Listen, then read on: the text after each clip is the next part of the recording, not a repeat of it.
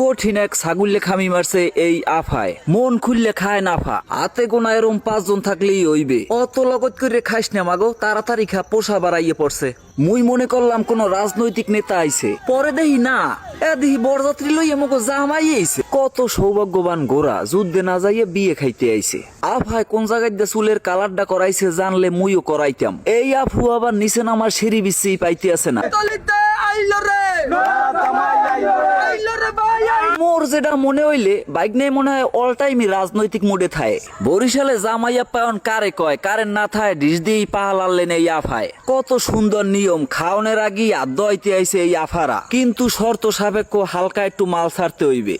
হালকা করিয়া একটু ডোল বাজাই নিলেন মগো এই রাঙ্গা সাঙ্গা আফায়। বাইক নিয়ে স্লোগান দিতে দিতে অনেক ক্লান্ত হয়ে পড়ছেন। এক গ্লাস শরবত দিলে মনে হয় অনেক ভালো হইতে। দেখলাম তাজা গুলোরে থুইয়া বুড়ো বেআইডারে ধরছে। কসকসাবান দিয়ে খুব কোমল ভাবে কসলাইতে লাগলেন জামাইয়ের আদগা।